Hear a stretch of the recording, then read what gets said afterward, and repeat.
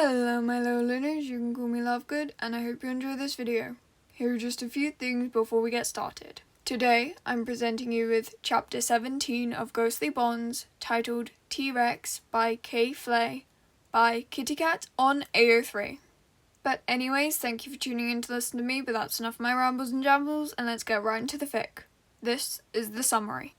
Summary. The League of Victims of Society. Izuku is scary. Let's get right into the fic. Eraserhead paced in the room, shaking his head over and over again as Izuku watched. It won't work. It's too much power, and this whole plan just puts him in more danger. The whole point of this school is to keep children safe. That is not correct, Aizawa, Nezu said, shaking his head. You know as well as I that this school is for training heroes. May I remind you how many times you risk your life? He's not a hero, though, Eraserhead yelled, throwing his hands up. He's not even a registered student, Nezu. If your personal issues are going to get in the way of training, I can find another method. Eraserhead didn't say anything, just watching Nezu. His gaze turned to Izuku, who nodded slightly, trying his best to smile. Okay, Eraserhead finally said, sighing. What do I have to do to keep him safe? Nezu grinned, as if he knew all along that Eraserhead would agree, spreading a file of papers across the floor. He needs to manage the powers. Unfortunately, any quirk suppressor we put on him will just fall off with his changing temporal state and lack of a body, so he needs to learn how to output just one. Eraserhead sighed again, rubbing at his bridge as he did so. Izuku paced outside the jail cell chamber, his hands fidgeting nervously with his tie. He could hear chatter coming from inside, but he didn't enter yet. He would wait until he was told. He didn't want to risk setting them off. It had taken longer than he wanted for his power to get somewhat under control. Half a month later, he was still dealing with exhaustion randomly, but he hadn't accidentally thrown someone over the back of a couch again. By focusing on keeping his temporal form on a different wavelength, he managed to exert less energy and lessen the risk of one of his quirks exploding. Because he had copied only one person's quirk, his own quirk didn't realize it had exceeded its limit. Each bond he had was someone who had interacted in some way with the quirk he copied. All for one, as All Might called it, a transference quirk.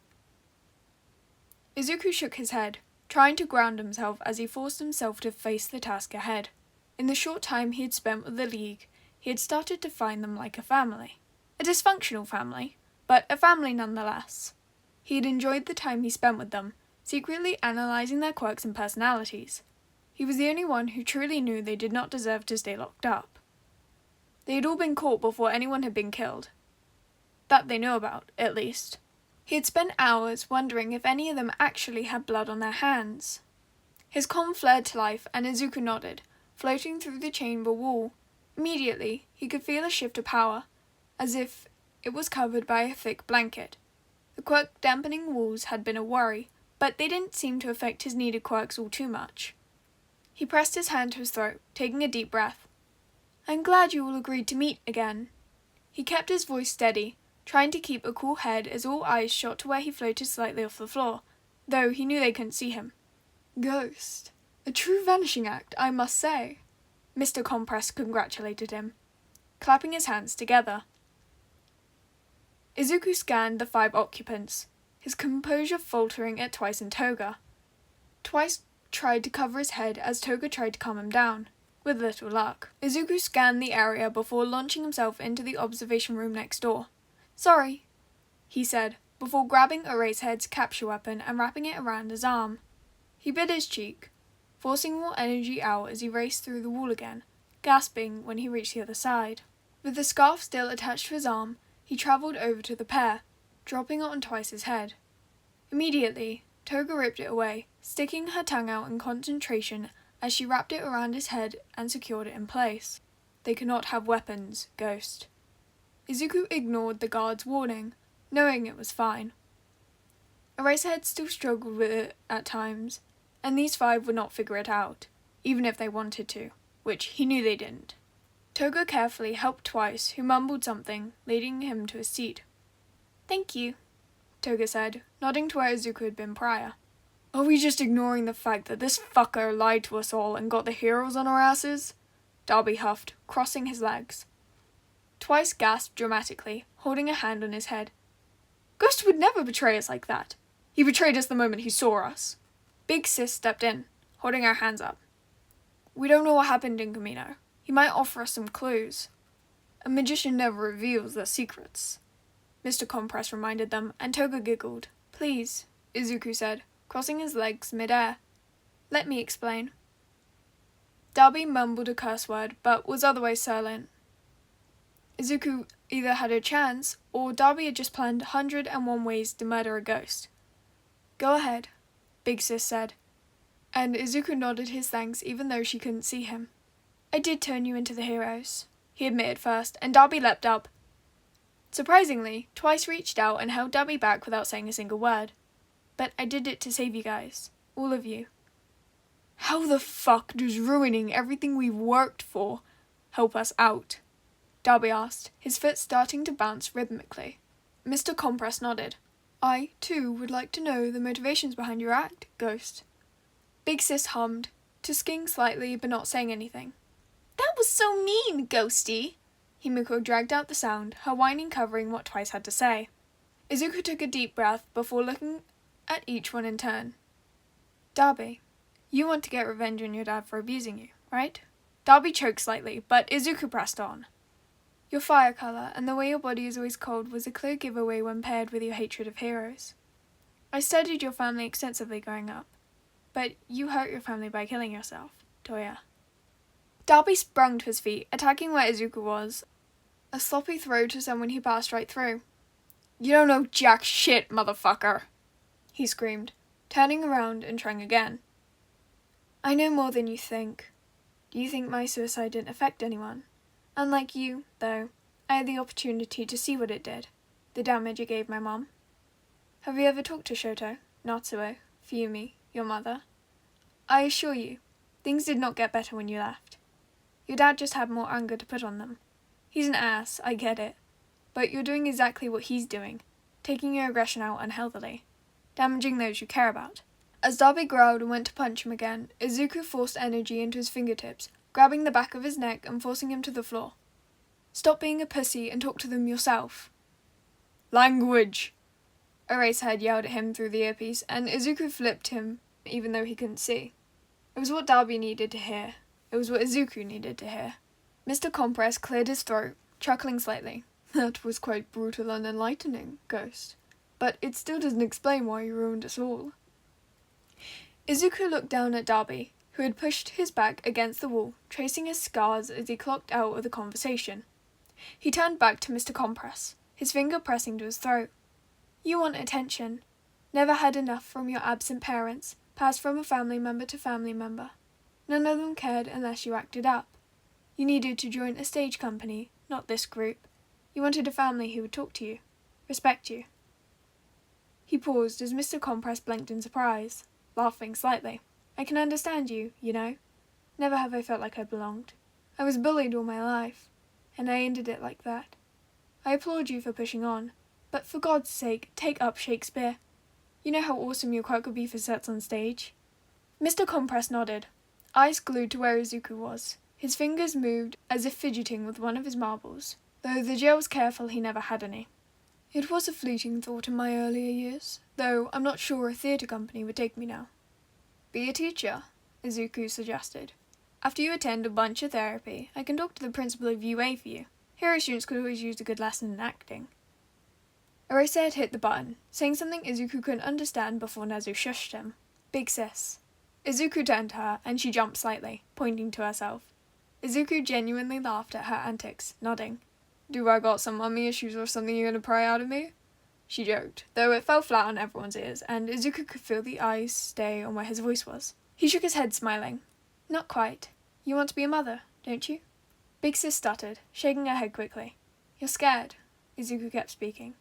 You didn't protect your sister from the building after the hero collided with the bank robber. You worry you won't be able to protect a kid. You worry you will never be allowed a kid since you're trans. You put yourself back in the big sister role and stayed to help Toga and Twice, and me. Thank you. She went to speak, but he cut her off, continuing. You would make a wonderful mother if you decide on that, Magne. Your sister does not hold you responsible. If she was anything like you, she was kind and a loving person above all else. She wouldn't want you going down this path. Have you ever looked into any caretaker jobs? She shook her head slowly, her mouth opening and closing without making a sound. Izuku turned away from her, focusing on his next target. Victim. Himiko, sweetie, you need friends your own age. She cut him off quickly. I have you, and Ochako and Sue, and Bakugo, even though he's rude.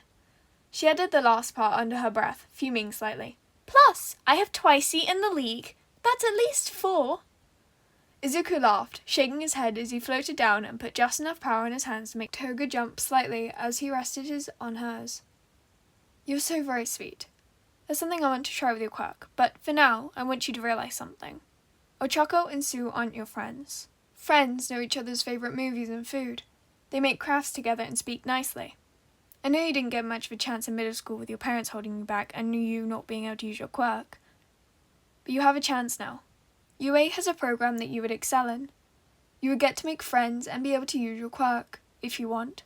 I'm sure if you apologize to Ochako and Sue and give them time, you might be able to become friends. Toga huffed, crossing her arms as Izuku stepped back, pulling her legs onto her chair. I want to cuddle and watch movies. But we can cuddle, Twice yelled. No we can't, I don't like you. Izuku turned to the last one in the room, sighing softly. He pushed more energy into his hands, resting them on either side of Twice's face. It hurts, doesn't it? So many voices yelling at you. Which one is you? Twice nodded slightly, biting his tongue to stop him from saying something. He was searching for something. An answer that Izuku could give him. They're all you, Twice. Everyone has the voices. But you don't get to drown them out. They build and build. You can't kill them for good. Because they are you. Every Twice who's ever been has been you. And it must have been so painful to watch them all die. I'm so sorry that happened. But I know that they all have one thing in common. They want to protect the ones you found family in, who didn't shun you for who you were. I know you don't have much experience with it. But what if I told you could protect them and more? Rescue heroes are some of the most needed heroes. And you won't have to kill another one of you. UA has amazing teachers. They can help you like they helped me. He backed up, letting Twice wipe away a tear confusedly as Himiko leapt on him to hug him. They can help you all if you just find a way to push past. You'll have to deal with your actions for the rest of your lives. But with therapy and community service, you guys can be amazing. You can do what people never did for you. You can save someone. Darby scoffed, but it was a quiet sound, barely audible. Why should we listen to you? You took the coward's way out and put on a fake-ass act all the time. Izuku chuckled slightly, nodding. I have been a coward. I'm working on it. Just how you all are and will be. He paused, taking a deep breath. Careful. Nezu warned him, and he nodded, hoping Nezu would know who he would be. My name is not Ghost. He pushed his energy outwards, the room filling with a quiet hum that made everyone shift uncomfortably. He heard more than he felt the moment it worked. Each member stared at him carefully. Not through him, not where his voice had been, at him, was something he had seen Kaminari looking at All Might with, or Ore said to Nezu. It was respect. My name is Midoriya Izuku, and I'm going to save you. Izuku set down the pen, his head starting to ache from overexhaustion. He was on his second new journal of quirks, working early into the morning on video footage and the database record. Nezu had closed up his office many hours ago, wishing Izuku a good night as he did so. He was curious about where the principal lived or went off to, but he didn't push at hatching a bond anymore. There was no reason to, currently, and, hopefully, until he became licensed, he wouldn't be dealing with any more large villain attacks again. His quirk had levelled out after letting all of his bonds fade away. He could physically feel when All For One's quirk lifted, the steady buzz of his body and the aching from moving no longer there. He only had his quirk now, and the time he had spent training it. He was still hesitant to get present Mike's, or even see his mum again to get hers. He had to get his own stronger to become a hero. The floorboard creaked behind him and he spun around, glad he no longer had the pencil in his hand. I thought you said he would be here, Toga whispered extremely loudly. I thought he would be, Twice responded, looking around the area. He's invisible, stupid. Toga walked over to Nezu's desk, poking at some of the papers. You think the mouse has any pictures of Izuku? She asked, flipping through grades and future test ideas. Izuku sighed, even though only he could hear it, slowly pulling the board out from under the table as Twice helped Toga look for images. He slammed it down as hard as he could on the table, giggling when they shrieked, turning around quickly. Izuku? Toga asked hesitantly, and Izuku moved the planchette to the yes spot. She relaxed slightly, plopping herself on the couch. Twice yelled as she dragged him down onto the couch as well, making him stumble and flop haphazardly over the entire couch. As he adjusted, Izuku moved the marker again. Y-H-E-R-E. Toga mouthed each letter quietly before smiling slightly, punching Twice in the R. Genie, tell him what you told me. Twice hesitated, looking around. There were no cameras in here, for Nezu's privacy, so he just had to wait for Twice to realize that. When he was satisfied, he sighed. I know we're on probation and everything, and I'm so sorry. I'm not sorry at all. Parole is stupid. Izuku waited patiently, as his voices argued, Toga bouncing slightly. He had realized early on that it was usually the first voice you should listen to understand what Twice meant. I heard things on the streets. I ain't telling you anything, betrayer. Izuku flinched slightly, the insult hitting home. Twice continued. Someone is developing something to get rid of quirks. It doesn't even work. Izuku frowned slightly at the implication that Twice had wanted to get rid of his quirk. It was so cool and could do amazing things. It was all in his first new journal for Nezu. Twice went off on a tangent about things like drugs and buyers that Izuku tuned out slowly. He wouldn't get Twice in any more trouble than he already was in by repeating this. Toga laid her hand on Twice's shoulder and he sat up, looking over at her with a smile. There were rumours about how he got the drug. They're all facts. He was seen with a little girl with lots of bandages.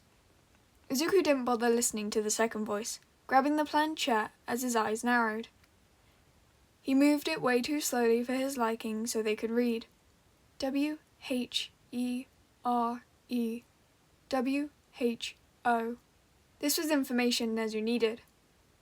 If there was any possibility that a child was in danger, Izuku needed to learn more. Overhaul! Himiko piped up, grinning. He's part of the Yakuza. He tried to get me in his group, but his mask wasn't cute. I've heard something about the drug coming from blood. Izuku's fists clenched, his hands shaking. We had a meeting scheduled, but I guess that's off now. She frowned slightly, looking off into nowhere. W-H-E-R-E. Twice hesitated, tilting his head back and forth. It's a big place. It's nothing compared to this place. Izuku smiled slightly, shaking his head as Twice looked around at the office. R-E-P-E-A-T. Toga's brow furrowed as she read the letters out loud. Repeat what? T-O-N-E-Z-U. The mouse? Toga asked, looking over to Twice, who nodded slightly. Izuku sighed in relief, moving the planchette again. T-Y-T-W-I-C-E. Twice's hand shot up as he shook his head. That's not my name. Yeah, I'm not a villain anymore. Name's Bubagara Jin. Jin to you. His hand shot out towards Izuku, and he smiled slightly. Izuku took his hand, not touching him, just passing a hand through so he'd understand. Call me Himiko. Himiko chimed in, slamming her hands down on Jin's. J-I-N. He moved the planchette slowly, hoping a softer tone might get across. H-I-M-I-K-O.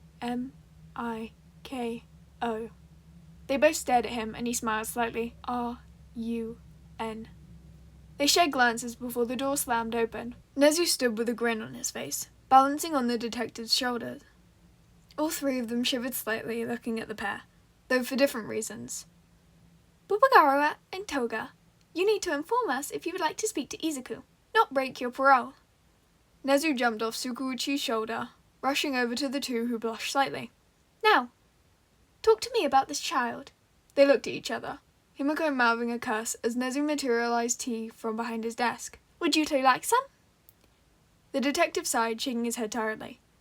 Get them back to the precinct, Nezu. He turned to where Izuku was, or should have been, smiling softly. Are you ready? Izuku hesitated by the detective, biting his cheek. He had a new case and he needed to help save that child.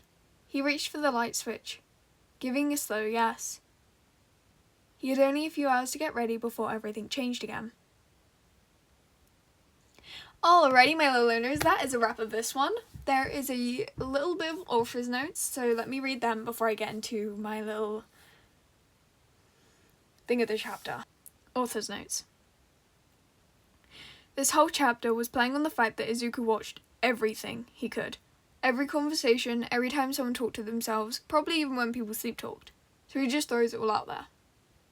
Anyway, I have a few things I want to talk about this chapter. First of all, villain reform, let's freaking go.